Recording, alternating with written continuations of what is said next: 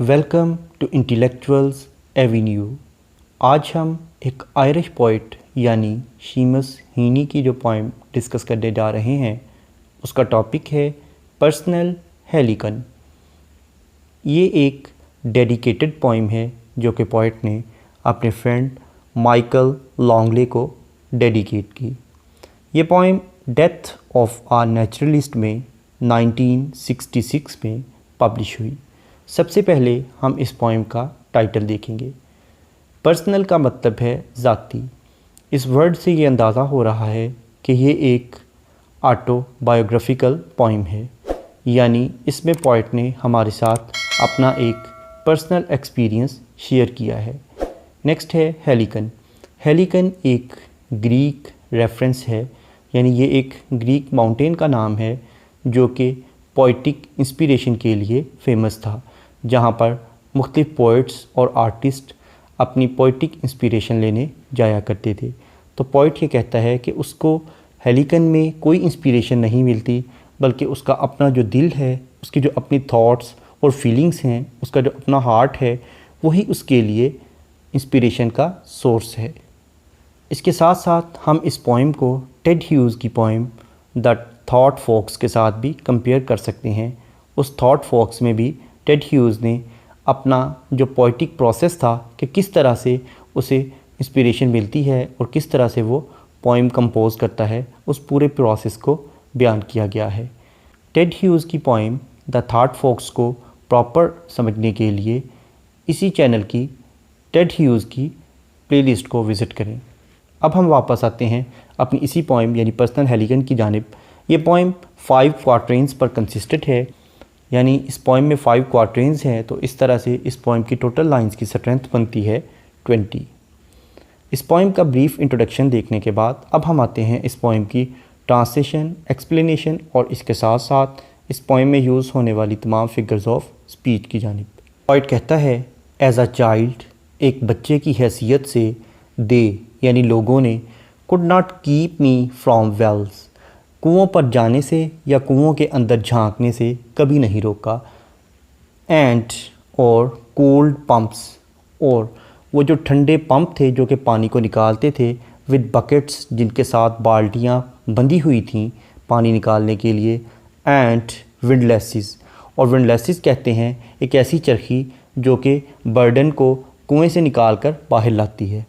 तो पॉइंट कहता है कि बच्चे की हैसियत से लोगों ने कभी भी मुझे कुएं पर जाने या कुएं के अंदर झांकने से मना नहीं किया, और वहाँ पर जो ठंडे पंप थे जिनके साथ बोझ उठाने वाले आलात और बाल्टियाँ बंधी होती थीं, आई लव्ड, मैं उन चीज़ों से भी मोहब्बत करता था, वो चीज़ें मुझे पसंद थीं।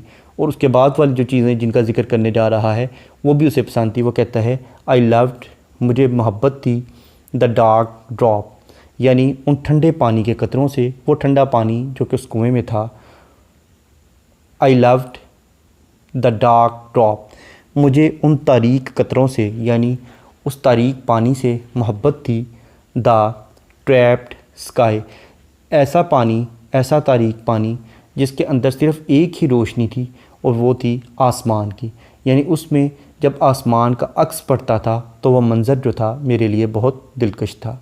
और इसके अलावा द स्मेल्स, और वो स्मेल या वो बू ऑफ वाटरवीड, अब कुछ जड़ी बूटियों या पौधों के नाम ले रहा है जो कि उस कुएं के अंदर उगी हुई थी। वाटरवीड, फंगस यानी फंजाई, एंड डांक मॉस, डांक का मतलब है तर या गीली, मॉस काई। उस कुएं के अंदर वो जो वाटरवीड्स जड़ी बूटियाँ उगी हुई थी, फंगस यानी फंजाई उगी हुई थी, और इसके साथ साथ जो गीली काई थी, मुझे उनकी स्मेल से भी एक अजीब किस्म का उन्स हो गया था। वन, वो एक ऐसा कुआं था, इन अ ब्रिक यार्ड, जो कि ईंटों के मैदान के दरमियान में था या ईंटों के साथ बना हुआ था। With a rooted board top, जिसको एक गले सड़े बोसीदा किस्म के तख्ते के साथ ढांप दिया गया था, यानी उस कुएं के ऊपर एक बोसीदा तख्ता रखा गया था ताकि उसे ढांपा जा सके। आई सेवर्ड, मैं लज्जत महसूस करता था उस कुएं की। द रिच क्रैश, उस अजीम धमाके की व्हेन आ बकेट, जब एक बाल्टी प्लम्ड डाउन, टकराती थी एट द एंड ऑफ आ रोप, जो कि एक रस्सी के आखिरी सिरे के साथ बंधी हुई थी। यानी एक ऐसी बाल्टी जिसको रस्सी के आखिरी सिरे के साथ बांधकर कुएं की गहराई में उतारा जाता, और जब वो बाल्टी कुएं के पानी के साथ टकराती उससे एक अजीब किस्म का शोर पैदा होता। तो उस शोर को मैं बहुत ज़्यादा इन्जॉय करता, मैं उसकी लज्जत महसूस किया करता था।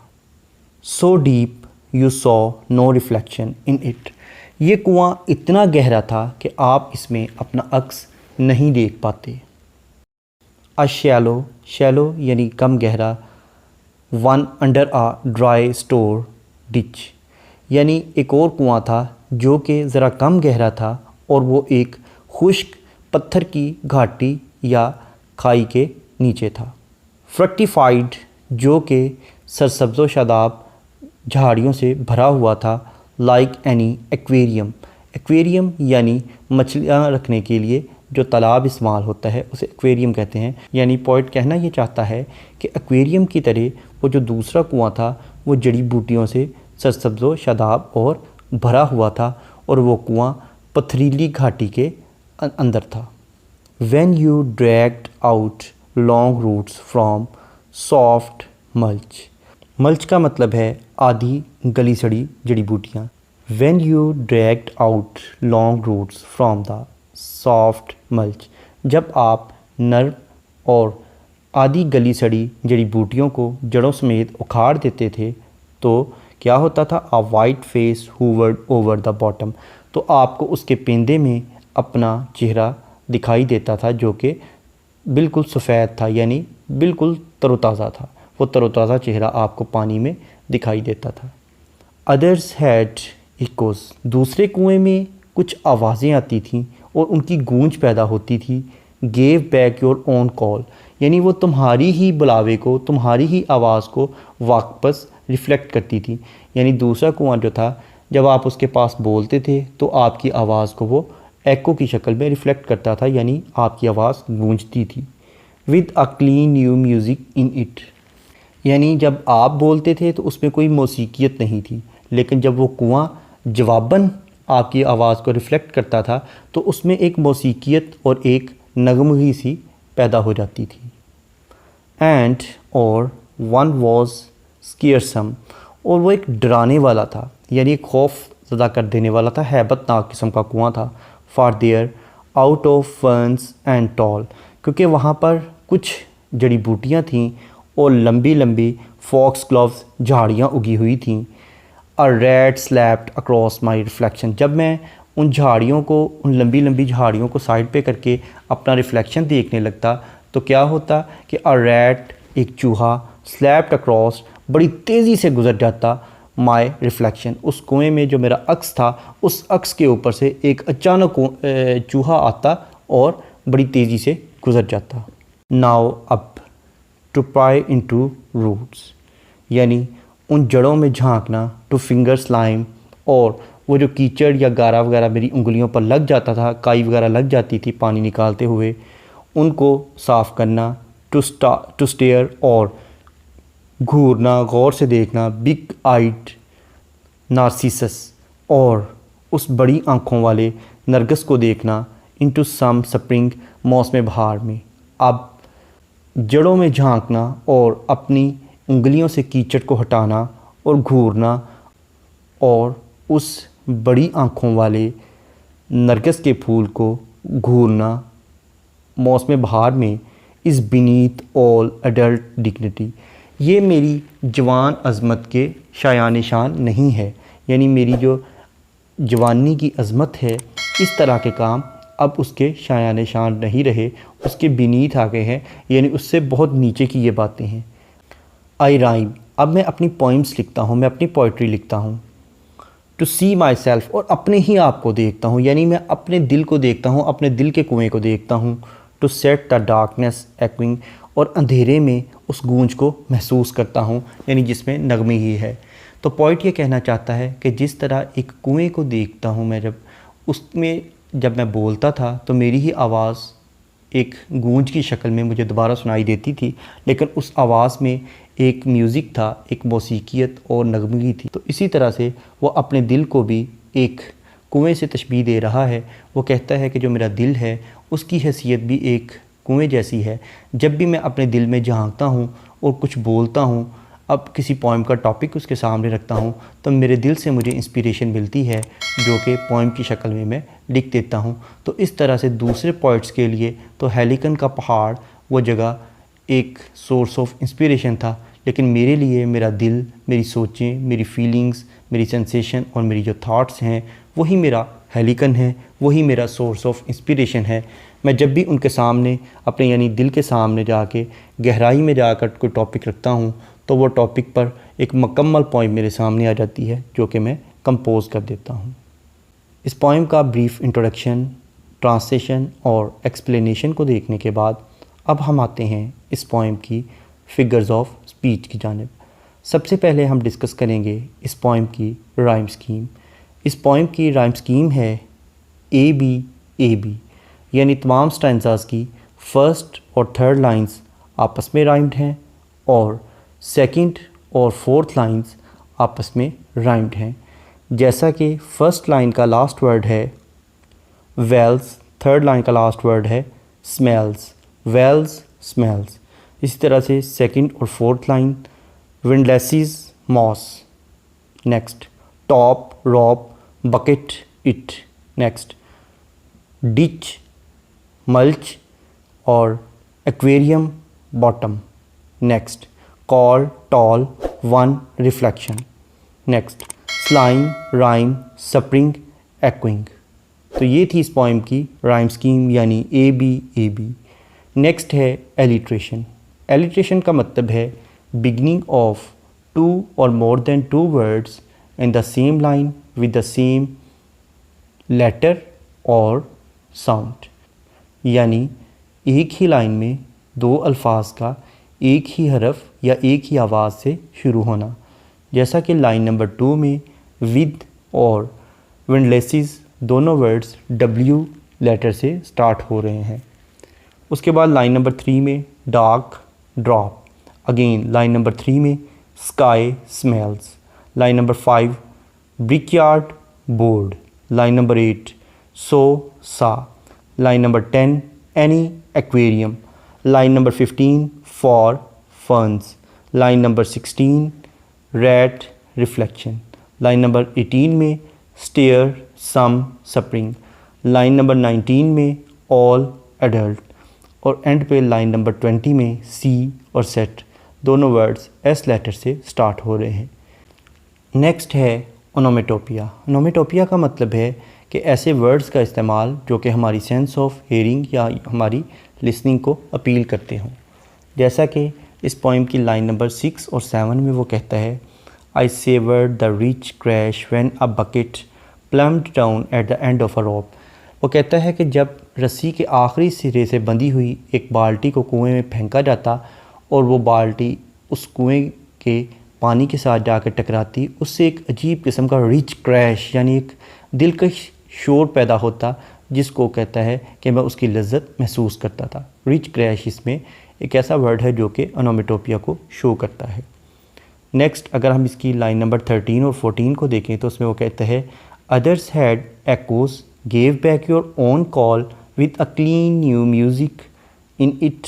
वो कहता है कि जब भी कोई इंसान उस कुएं के पास जाके बोलता था तो उसी की आवाज़ को वो कुआं जो था वो रिफ़्लेक्ट करता था और एक गूंज पैदा होती थी, लेकिन उस गूंज में एक मौसीकियत और एक साफ़ सुथरी नगमगी सी पैदा होती थी। तो ये जो उसने म्यूज़िक का वर्ड और एकोस का वर्ड है, ये दोनों वर्ड्स ओनोमेटोपिया को शो करते हैं। नेक्स्ट है एंजाममेंट।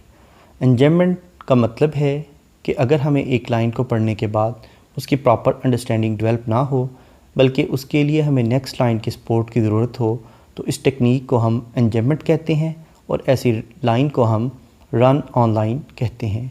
इसके बरक्स अगर किसी लाइन को पढ़ने से उसकी प्रॉपर अंडरस्टैंडिंग डेवलप हो जाए और उसके लिए नेक्स्ट लाइन की सपोर्ट की ज़रूरत ना हो, तो ऐसी लाइन को हम एंड स्टॉप लाइन कहते हैं। अब अगर हम इस पोइम को देखें तो इसकी मोस्टली लाइंस जो हैं वो रन ऑनलाइन है, यानी उनमें एंजॉयमेंट का यूज़ किया है। फॉर एग्ज़ाम्पल अगर हम लाइन नंबर 3 को देखें तो उसमें वो कहता है I love the dark drop, कि मुझे मोहब्बत थी उस तारीक पानी के कतरों से, द ट्रैप्ड स्काई, उस आसमान से जिसका अक्स इस कुएं में दिखाई देता था, द स्मेल्स, वो उस बू से।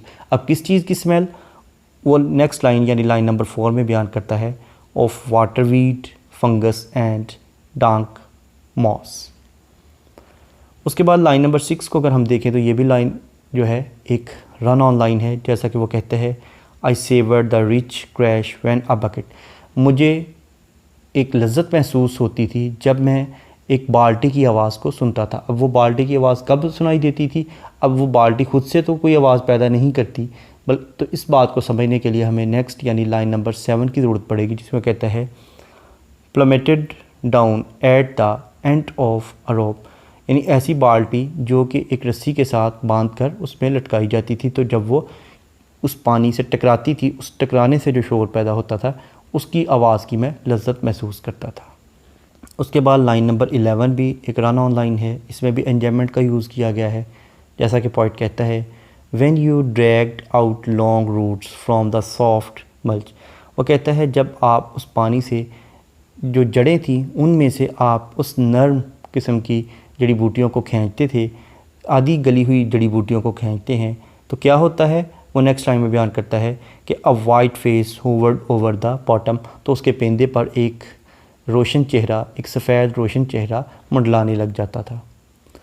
उसके बाद लाइन नंबर 14 और 15 ये दोनों lines he run on line है, जैसा कि लाइन नंबर 14 में वो कहता है with a clean new music in it, उसमें एक आवाज़ म्यूज़िक पैदा होता है। उसके बाद वो कहता है एंड वन, और एक, अब क्या चीज़ एक है, वो नेक्स्ट लाइन में बयान करता है कि was scaresome for there out of ferns and tall, यानी वो कहता है कि एक ड्रावना हैबतनाक किस्म का कुआं था, for there out of ferns and tall, जहाँ पर कुछ जड़ी बूटियाँ थीं, एंड टाल, और लंबे लंबे, क्या लंबी चीज़ें, फॉक्स ग्लोव्स, यानी झाड़ियाँ थीं, और red slapped across my reflection, और एक चूहा था जो कि मेरे अक्स के ऊपर से गुजर गया था। यानी इस पोएम की लाइन नंबर 14 और 15 जो है ये भी रन ऑन लाइन्स हैं, इसमें भी एंजॉयमेंट का यूज़ किया गया है। एंड पे इस पोएम की लाइन नंबर 18 और लाइन नंबर 19 भी रन ऑन लाइन है, जैसा कि लाइन नंबर 18 में वो कहते हैं to stare big eyed narcissus into some spring, यानी मौसम बहार में बड़ी आंखों वाले नरगिस के फूल को घूरना। अब इसको घूरने से क्या होता है, वह लाइन नंबर 19 में बताता है इस बीनीथ ऑल एडल्ट डिग्निटी, ये मेरी जो जवानी की अज़मत है उससे नीचे की बातें हैं। उसके बाद ये इसी लाइन में वो कहता है आई राइम, अब मैं नज़में लिखता हूँ, अब मैं पोइट्री करता हूँ। तो किस तरह की पोइट्री करता है और कैसे, कहाँ से इंस्पिरेशन लेता है इस पोइट्री की, वो नेक्स्ट लाइन यानी इस पोएम की लास्ट लाइन लाइन नंबर 20 में कहता है टू सी माई सेल्फ, अपने आप को देखते हुए, टू सेट द डार्कनेस एक्विंग, और उस तारीक गूंज को महसूस करते हुए जो कि मेरे दिल से उठती है। नेक्स्ट है सिमिली। सिमिली का मतलब है to compare two different things on the base of same traits, यानी एक जैसी खूबियों की बिना पर दो मुख्तलिफ़ चीज़ों का मुकाबला या मुवाजना करना। जैसा कि लाइन नंबर 9 और 10 में वो कहता है a shallow one under a dry stone ditch fructified like any aquarium, यानी उस कुएं की मिसाल देता है जो कि एक खुश्क पथरीली घाटी में मौजूद है, और वो कहता है कि वो इस तरह सरसब्ज़ व शादाब झाड़ियों से भरा हुआ है जिस तरह के एक एक्वेरियम हो, यानी उस कुएं को वो एक्वेरियम के साथ कंपेयर कर रहा है। तो इस तरह से ये एक सिमिली है। नेक्स्ट है मेटाफर। इस पोएम में जो वेल कुएं का लफ्ज़ है ये एक मेटाफर है जो कि इसकी डीप पोइटिक इंस्पिरेशन को शो करता है। नेक्स्ट है एलुयन। एलुयन का मतलब है हवाला। इस पोएम का जो टाइटल है वो उसमें पोइट ने हेलिकन का वर्ड यूज़ किया है जो कि एक ग्रीक एलुयन है। हेलिकन एक ऐसा पहाड़ है, एक ऐसा माउंटेन है जो कि पोइटिक इंस्पिरेशन के लिए इस्तेमाल होता था। वहाँ लोग अपनी पोइटिक इंस्पिरेशन हासिल करने जाते थे। उसके बाद इस पोएम में नार्सिसस का वर्ड यूज़ हुआ है जो कि एक हंटर था और वो तमाम खूबसूरत चीज़ों से मोहब्बत करता था। ये भी एक ग्रीक एलुयन ही है। इसके बाद एको का वर्ड यूज़ हुआ है। ये एक मैडम थी जो कि नार्सिसस से मोहब्बत करती थी। ये भी एक ग्रीक रेफरेंस है।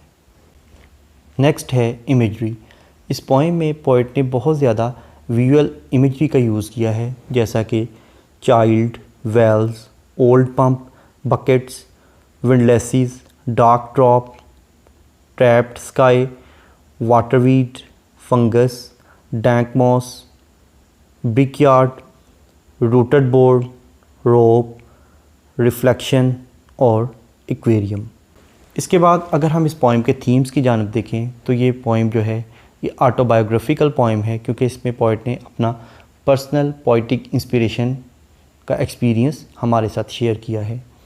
और इसमें पोइट ने अपनी चाइल्डहुड मेमोरीज़ का भी जिक्र किया है कि जब वो कुएं को देखने जाया करता था तो लोग उसे मना नहीं करते थे, और उसे वहाँ क्या नज़र आता था, अपना रिफ्लेक्शन नज़र आता था, और वो स्मेल महसूस होती थी, उसका भी जिक्र करता है। और इसके साथ साथ ये चाइल्डहुड इनोसेंस का भी अपनी का जिक्र करता है। और लास्ट इसका थीम है पोइटिक इंस्पिरेशन। पोइट ने अपनी पोइटिक इंस्पिरेशन का जिक्र किया है कि लोगों को हेलिकन माउंटेन पे जाके पोइटिक इंस्पिरेशन मिलती थी, लेकिन मेरे लिए मेरा दिल, मेरी थॉट्स, मेरी फीलिंग्स, मेरी सेंसेशंस जो हैं वही मेरे लिए पोइटिक इंस्पिरेशन का ज़रिया है। Thank you for attending this lecture.